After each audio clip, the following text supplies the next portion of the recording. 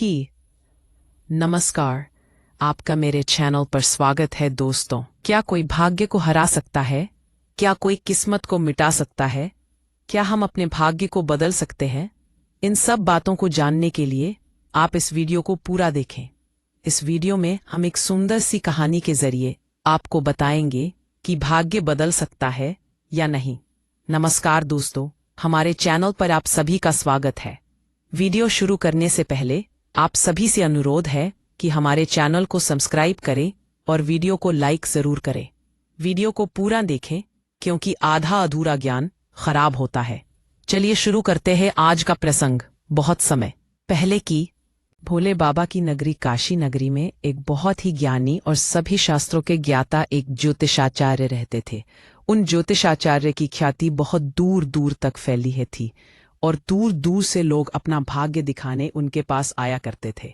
वह ज्योतिषाचार्य बहुत ही ज्ञानी और महान ज्योतिषाचार्य थे और दूर से ही पढ़कर लोगों को यह बता देते थे कि तुम्हारे भाग्य में क्या लिखा है। वह ज्योतिषाचार्य भूत, भविष्य और वर्तमान तीनों कालों का ज्ञान रखते थे। एक दिन उन ज्योतिषाचार्य के घर एक परम तेजस्वी और बहुत ही सुंदर बालक ने जन्म लिया। ज्योतिषाचार्य की पत्नी उस बालक का बड़े प्यार से पालन पोषण करने लगी। धीरे धीरे जब वह बच्चा बड़ा हुआ और उसकी अवस्था 7 वर्ष की हुई तो एक दिन बालक ने देखा कि उसके पिता के सामने बहुत से लोग बैठे हुए हैं और उसके पिता सभी का बारी बारी से भाग्य देख रहे हैं और लोगों को भूत, भविष्य और वर्तमान के बारे में बड़े ही अच्छे ढंग से बता रहे हैं। जब उस बालक ने यह सब देखा तो उसे भी अपना भाग्य जानने की उत्सुकता हुई और इसी उत्सुकतावश में अपने पिता के पास पहुंच गया और कहने लगा, पिताजी, आप सभी का भाग्य देखते हैं और सबको उनके भाग्य के बारे में बताते हैं, क्यों ना आप मेरा भी भाग्य देख लीजिए और मुझे भी बताइए कि मेरे भाग्य में क्या लिखा है। उस सबूत बालक की बातों को सुनकर वह ज्योतिषाचार्य बोले, पुत्र, अभी तुम छोटे बालक हो, अभी तुम्हारा भाग्य दिखाने की अवस्था नहीं हुई है। जब तुम्हारी वह अवस्था हो जाएगी तब मैं तुम्हारा भाग्य अवश्य देखूंगा और फिर मैं आपके भाग्य के बारे में आपको सब कुछ बता दूंगा। जब वह बालक अपने पिता के ऐसे वचनों को सुनता है तो उसके मन में थोड़ा सा दुख होता है और दुखी मन से वापस अपने घर में अपनी माँ के पास लौट जाता है। धीरे धीरे समय बीता। एक दिन वह ज्योतिषाचार्य अपने अहाते में बैठा हुआ था कि तभी खेलते खेलते उसका पुत्र उनके पास पहुंच गया और फिर से भाग्य दिखाने की जिद करने लगा। ज्योतिषाचार्य बोला, अच्छा ठीक है, मैं तुम्हारा भाग्य देखता हूं, मेरे सामने आकर बैठ जाओ। और इस प्रकार ज्योतिषाचार्य अपने ही पुत्र का भाग्य देखने लगा। उस जोशी ने अपने ग्रंथ को खोला, फिर अपने पुत्र के ललाट को देखा। जब उसने गणना की तो उस जोशी ने देखा कि मेरे पुत्र का विवाह तो एक नीच कुल की, एक नीच जाति की कन्या के साथ होना लिखा है। जब उसने यह देखा तो ज्योतिष सोचने लगा, अब क्या होगा, मैं जाति से उच्च कुल का ब्राह्मण है और मेरे पुत्र का विवाह नीच कुल की। अब उस ज्योतिषाचार्य ने कुछ और गहराई से उस ग्रंथ को देखा और उसकी गणना की तो उसे पता चला कि इसी गंगा किनारे 50 कोस दूर एक मछुआरा परिवार रहता है और उस परिवार में अब तक 5 पुत्रियों का जन्म हो चुका है। जो मछुआरे की 5वें नंबर की संतान है उसकी अवस्था मात्र 6 माह की है और जिसका नाम उस मछुआरे ने चंद्रमुखी रखा है। मेरे पुत्र का विवाह उसी लड़की से होगा, ऐसा मेरे पुत्र के भाग्य में लिखा है। तो उस जोशी ने सोचा, मैं अपने पुत्र के भाग्य को जरूर बदलूंगा, मैं इसमें समर्थ हूं। जब मैंने अपने पुत्र के भाग्य को देख ही लिया है तो मैं इसे बदल भी सकता हूं। तब जोशी कहता है, मैं भी आज देखता हूं कि भाग्य बड़ा है या मैं बड़ा हूं।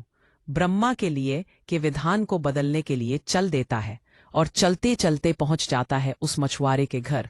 जब उस मछुआरे ने देखा कि काशी के एक महान ज्योतिषाचार्य उसके द्वार पर खड़े हैं तो उस मछुआरे ने उस जोशी का बहुत ही बड़ा आदर सत्कार किया और कहने लगा, मुझ गरीब की कुटिया में आप पधारे हैं, यह तो मेरे लिए बहुत ही सौभाग्य की बात है। तब जोशी कहने लगे, मछुआरे, मैं किसी उद्देश्य से तुम्हारे पास आया हूं। मैं तुमसे यह जानना चाहता हूं कि 6 महीने पहले तुम्हारे घर में किसी कन्या ने जन्म लिया है। तो मछुआरा बोला, हाँ महाराज, 6 महीने पहले हमारे घर एक पुत्री ने जन्म लिया है। तब वह जोशी कहता है, क्या उसका नाम चंद्रमुखी है? तब मछुआरा बोला, जी महाराज, आपने सत्य कहा, मैंने ही अपनी पुत्री का नाम चंद्रमुखी रखा है। क्योंकि उसके चेहरे पर चंद्रमा के समान सुंदरता है, इसी कारण मैंने उसका नाम चंद्रमुखी रखा है। तब जोशी कहता है, देख मछुआरे, मैं त्रिकालदर्शी हूँ। मैं तो इस रास्ते से जा रहा था तो मैंने देखा कि तुम पर तो बड़ा घोर संकट आने वाला है। जब तक तुम्हारी सबसे छोटी पुत्री तुम्हारे घर में रहेगी तब तक तुम्हें पुत्र रत्न की प्राप्ति नहीं होगी। मछार, क्या तुम अपने घर के आंगन में पुत्र खेलता हुआ देखना चाहते हो तो तुम्हें अपनी छोटी पुत्री को अपने घर से दूर भगाना होगा। जोशी के ऐसे वचनों को सुनकर मछुआरा बोला, महाराज, अभी तो वह नवजात बालिका है, उसकी आयु तो अभी मात्र 6 माह की है। मैं उसे ऐसी हालत में कहाँ छोड़ सकता हूँ। तब जोशी कहने लगा, देख मछुआरे, जब मैं तुम्हें यह बता सकता हूँ तो मैं तुम्हारी सहायता भी कर सकता हूँ। देख मछुआरे, मेरी कोई पुत्री नहीं है, तुम एक काम करो, तुम अपनी कन्या मुझे दे दो, मैं इसका पालन न करूंगा, और जब ये बड़ी हो जाएगी तो मैं अच्छा सा वर देखकर इसका विवाह भी कर दूंगा। आज वह मछुआरा पुत्र की लालसा में अपनी नवजात पुत्री को उस ज्योतिष को दे देता है। ज्योतिष मन ही मन बहुत ही खुश होता है और उसे छोटी सी कन्या को लेकर चल देता है। चलते चलते वह ज्योतिषाचार्य सोचता है, यदि कन्या को मैंने मार दिया तो मुझे बाल हत्या का पाप लग जाएगा। उस कन्या से छुटकारा पाने के लिए वह जोशी एक बड़ाई के पास जाता है और उस बड़ाई से एक लकड़ी का एक छोटा सा बॉक्स बनवा है और उस बक्से में उस नवजात कन्या को सुलाकर उसे मां गंगा के जल में प्रवाहित कर देता है।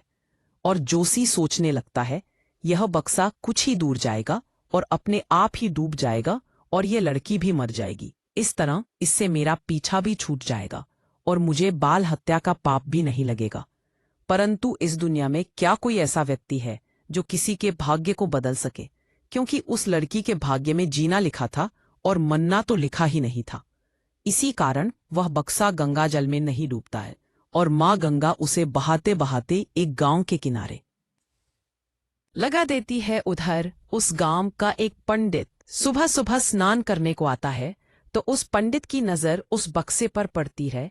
जब वह पंडित उस बक्से को खोलता है तो वह देखता है कि बक्से के अंदर बहुत ही सुंदर कन्या उसमें लेटी हुई है, अपने पैरों का ऊठा चूस रही है। वह पंडित संतानहीन था और मां गंगा से रोज संतान प्राप्ति की प्रार्थना करता था। उस बच्ची को देखकर वह पंडित सोचने लगा कि मां गंगा ने ही मेरे लिए इस पुत्री को मेरी संतान बनने के लिए भेजा है और मेरी प्रार्थना मां गंगा ने स्वीकार कर ली है। और इस तरह वह पंडित उस कन्या को लेकर अपने घर के लिए चल देता है। जब वह पंडित अपने घर पहुंचा और उस कन्या को अपनी पत्नी को दिखाया तो उसकी पत्नी कहने लगी, ये आप किसकी पुत्री को ले आए हैं, बड़ी ही सुंदर है। तो पंडित जी कहने लगे, मां गंगा ने हमारी प्रार्थना स्वीकार कर ली है और इस कन्या को हमारी संतान के रूप में मां गंगा ने हमारी झोली में डाल दिया है और आज से यह हमारी इकलौती पुत्री है। इसका हम बड़े अच्छे से लालन पालन करेंगे और इसे अच्छे अच्छे संस्कार देंगे, इसे किसी भी चीज की कोई कमी नहीं होने देंगे। और इस प्रकार वह पंडित और पंडितान उस कन्या का पालन पोषण करने लगे। समय गुजरा और समय के साथ वह कन्या बड़ी भी हो गई। जैसे जैसे वह लड़की बड़ी होती गई वैसे उसकी सुंदरता में 4 चांद लगते गए। वह इतनी सुंदर हो गई थी, उसके सामने इंद्र की अप्सराएं भी पानी भरती थी। जब वो लड़की थोड़ी और बड़ी हुई तो एक दिन पंडिता आनी अपने पति से बोली कि सुनते हो जी, हमारी बेटी आप सयानी हो गई है और उसके विवाह की भी उम्र हो गई है, आप कहीं जाकर सुयोग वन ढूंढकर हमारी बिटिया की शादी कर दो। पत्नी की यह बात सुनकर वह पंडित अपनी इकलौती पुत्री के लिए वर देखने के लिए चले जाते हैं। जब आसपास कोई सुयोग्य वर नहीं मिलता तो पंडित जी अपनी पुत्री के वर की तलाश करते करते काशी नगरी पहुंच जाते हैं। जब काशी के लोगों से पूछते हैं कि कोई ऐसा ब्राह्मण परिवार है जिसका कोई पुत्र विवाह के योग्य हो तो काशी के लोग उन जोशी के बारे में बताते हैं कि बहुत ही संस्कारी परिवार है और उन जोशी का एक इकलौता पुत्र भी है और उसकी उम्र भी विवाह के योग्य है। पंडित जी, आपकी पुत्री का रिश्ता उन जोशी महाराज के पुत्र से हो जाए तो आपकी पुत्री बहुत ही सुखी रहेगी। लोगों की बातों को सुनकर अब वह पंडित जी जोशी के घर अपनी बिटिया की शादी की बात करने चल देते हैं। जोशी के घर जब पंडित जी पहुंचे वहां पर जोशी से अभिवादन हुआ और जब पंडित जी ने अपनी पुत्री की सुंदरता के बारे में बताया और जोशी को अपने आने का मकसद बताया कि हमारी एक ही पुत्री है और हम उसका विवाह आपके पुत्र के साथ करना चाहते हैं। तो जोशी भी बड़ा खुश हुआ कि चलो, मेरे पुत्र के भाग्य में जो लिखा था अब वह बदल गया है, और एक ब्राह्मण अपनी पुत्री की शादी के लिए मेरे पास आया है। वह जो पंडित की बेटी से अपने पुत्र की शादी के लिए तैयार हो जाता है, और फिर विवाह का समय भी निश्चित हो जाता है, और वह दिन भी आ जाता है जिस दिन पंडित की पुत्री और जोशी के पुत्र की शादी होनी होती है। आज वह जोशी अपने पुत्र की बारात लेकर उस पंडित के गांव की तरफ चल देता है और सोचता जा रहा है कि मैंने अपने पुत्र का भाग्य बदल दिया। मैंने जो शास्त्रों का अध्ययन किया है उसके कारण मुझ में वह क्षमता है जिससे मैं आज अपने पुत्र का भाग्य बदल दूंगा। उस जोशी को नहीं मालूम था कि विधाता का लिखा तो स्वयं विधाता भी नहीं बदल सकते। जो लिख गया वह तो अटल है और अमर है। जैसा जिसके भाग्य में लिखा गया वैसा होकर ही रहता है, चाहे कोई कितने भी जतन कर ले, लेकिन भाग्य का लिखा कोई नहीं बदल सकता। इस तरह संयोग बस आज वही मछुआरे की कन्या आज पंडित की पुत्री बनकर और उसी जोशी के बेटे के साथ ही विवाह के लिए तैयार हो रही है, जिसे उस जोशी ने पानी में बहा दिया था। इस तरह आज वही मछुआरे की कन्या आज पंडित की पुत्री बनकर आज जोशी के बेटे के साथ विवाह हो जाता है, और इस तरह वह कन्या का जोशी के घर में आ जाती है। जोशी का पुत्र सुंदर सी पत्नी पाकर खुश था, पंडित की पुत्री सुंदर सा पति पाकर खुश थी, और जोशी इस बात से खुश था कि मैंने अपने पुत्र का भाग्य बदल दिया है। एक दिन किसी कार्य से उस जोशी के पुत्र चंद्रकांत को काशी से कुछ दिनों के लिए बाहर जाना पड़ता है। एक दिन वह जोशी महाराज अपने अहाते में बैठे हुए थे, अपने ग्रंथों की गणना में लगे हुए थे। तभी उनकी पुत्रवधू ज्योतिषाचार्य के लिए चाय लेकर उनके पास पहुंची। पुत्रवधू को आया देख उन जोशी ने अपना ग्रंथ बंद किया और पुत्रवधू के हाथ से चाय का गिलास ले लिया और फिर आराम से चाय पीने लगे। उत्सुकता बस चंद्रमुखी बोली, पिताजी आप सभी का भाग्य देखते हैं, आज मेरा भी भाग्य देखकर मुझे यह बताइए, मेरी पहली संतान पुत्र होगी या पुत्री? जो ने चाय खत्म की और अपनी पुत्र वधू का भाग्य देखने लगे। अपनी पुत्र वधू का भाग्य देखकर तो जोशी के पसीने ही छूटने लगे। उस जोशी ने देखा कि यह तो वही मछुआरे की लड़की है जिसे मैंने मरने के लिए गंगा में प्रवाहित कर दिया था। फिर ये मेरे घर में मेरी पुत्र वधू बनकर कैसे आई? यह ज्योतिषाचार्य चंद्रमुखी से बोला, पुत्री तुम अपने पिता की इकलौती पुत्री हो ना? तो वह कन्या बोली, जी पिताजी, मेरे असली माता पिता तो बड़े दुष्ट थे, उन्होंने मुझे फी फी फी फी फी फी 6 माह की अवस्था में ही गंगा में प्रवाहित कर दिया था, और जो मेरे नए माता पिता हैं इन्होंने मुझे नया जीवन दान दिया है। जिस दिन से मुझे नया जीवन दान मिला तब से ही मेरे माता पिता हैं। जब जोशी ने कन्फर्म कर लिया कि यह वही मछुआरे की लड़की है, तब जोशी ने चंद्रमुखी से निजात पाने के लिए एक युक्ति निकाली और चंद्रमुखी से बोला, बेटी तुम पहली संतान क्या पुत्र पाना चाहती हो तो मेरे साथ तुम्हें समुद्र पर चलना होगा। जब दोनों ससुर और उसकी पुत्र वधू समुद्र के पास पहुंचे तो जोशी ने अपने हाथ से अंगूठी निकाली और उस अंगूठी को चंद्रमुखी को दिखाते हुए समुद्र में फेंक दी और चंद्रमुखी से कहा, बेटी जिस दिन तुम्हें यह अंगूठी मिल जाए और जिस दिन तुम यह अंगूठी ढूंढ लो उसी दिन अपने घर आ सकती हो। यह अंगूठी नहीं मिली और यदि तुम अपने पिता के घर भी पहुंच गई तो अपने पिता को खो दोगी, और मेरे घर आ गई तो तुम अपने पति को खो दोगी। इसलिए और तब तक तुम्हें कहीं नहीं जाना है जब तक यह अंगूठी तुम्हें ना मिल जाए। या तुम मेरे वचनों को मानोगी तो तुम्हें अवश्य पुत्र की प्राप्ति होगी और तुम्हारा भाग्य भी जाग उठेगा।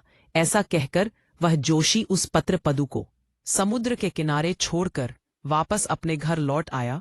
चंद्रमुखी ने काफी प्रयास किया लेकिन अंगूठी नहीं मिली। जब अंगूठी नहीं मिली तो वह एक रास्ते की तरफ चल दी, क्योंकि ना तो वह अपने पिता के घर आ सकती थी और ना अपने पति के घर जा सकती थी, क्योंकि जोशी ने उसे ऐसा पाठ पढ़ा दिया था कि अब तुम अपने पिता के घर गई तो पिता को खो दोगी, और बिना अंगूठी के तुम मेरे घर आई तो अपने पति को खो दोगी। चलते चलते वह थोड़ी आगे बढ़ी तो सामने एक राजपूत परिवार आता हुआ उसे दिखाई दिया जो अपने गांव की तरफ जा रहा था।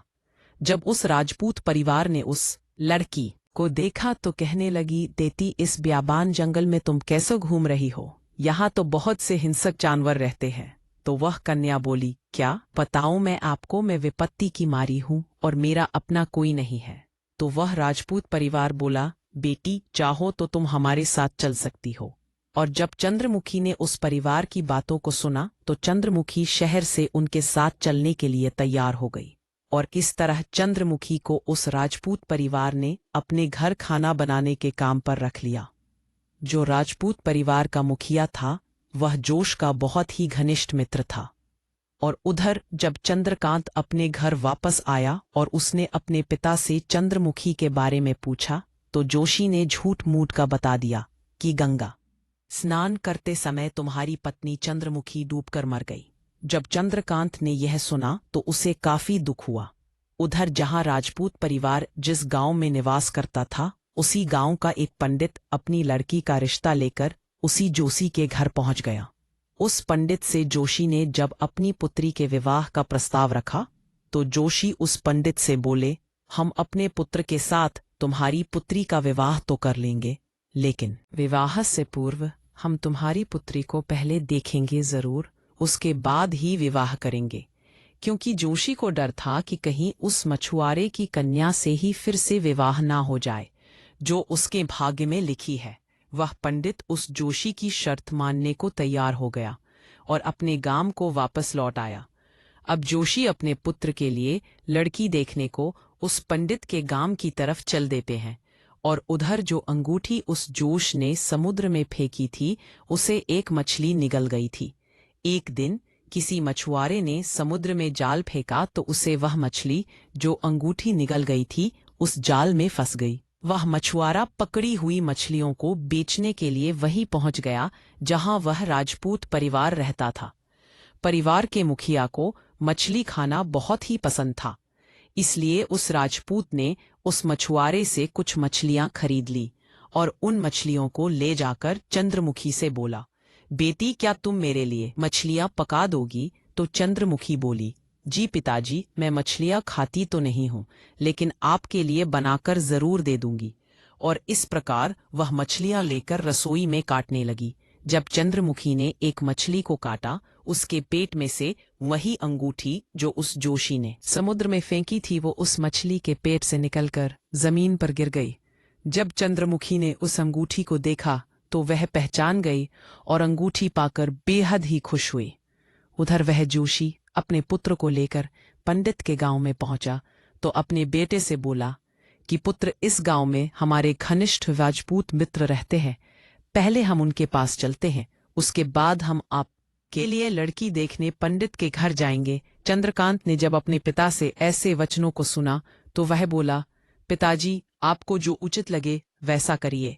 ज्योतिष उस राजपूत के घर पहुंचा।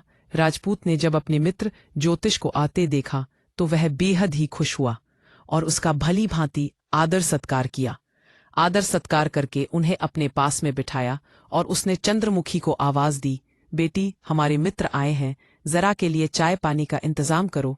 जब चंद्रमुखी पानी लेकर आई तो चंद्रमुखी ने जोशी को देखा, जोशी ने चंद्रमुखी को देखा और जब चंद्रकांत ने चंद्रमुखी को देखा तो चंद्रकांत कहने लगा, पिताजी आपने मुझसे झूठ क्यों बोला कि चंद्रमुखी मर गई है?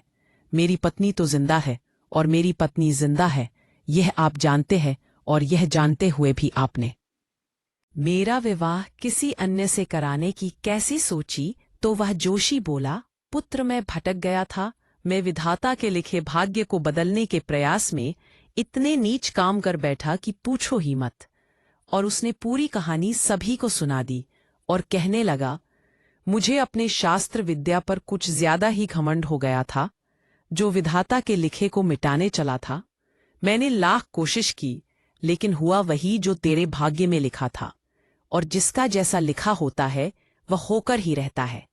तो दोस्तों, किस्मत में जो उस परमात्मा ने लिखा है वह तो होकर ही रहेगा, चाहे कितने ही प्रयास कर लो वो नहीं बदल सकता। इसलिए परमात्मा पर भरोसा रखो, वह सबके साथ अच्छा ही करते हैं। परमात्मा पर भरोसा रखो क्योंकि जो कुछ होता है वो उनकी मर्जी से ही होता है। इसलिए हमेशा ही सब कुछ उस ईश्वर पर छोड़कर अपना कर्तव्य निभाते रहना चाहिए और अपना जीवन खुशी पूर्वक जीना चाहिए। तो दोस्तों, कैसी लगी हमारी आज की कहानी? अपने कमेंट के माध्यम से हमें जरूर बताएं। और कहानी अच्छी लगी हो तो वीडियो को लाइक और शेयर जरूर करें। और इसके साथ ही जो मित्र हमारे चैनल पर नए हैं और जिन्होंने अभी तक चैनल को सब्सक्राइब नहीं किया है, उनसे अनुरोध है चैनल को सब्सक्राइब जरूर करें और बेल आइकन प्रेस करके ऑल करें, ताकि आगे आने वाली वीडियोस की नोटिफिकेशन आपको समय पर मिलती रहे। तो दोस्तों, इस वीडियो में बस उतना ही। मिलते हैं किसी अन्य वीडियो में। तब तक अपना ख्याल रखें और यहाँ तक बने रहने के लिए आपका बहुत बहुत धन्यवाद।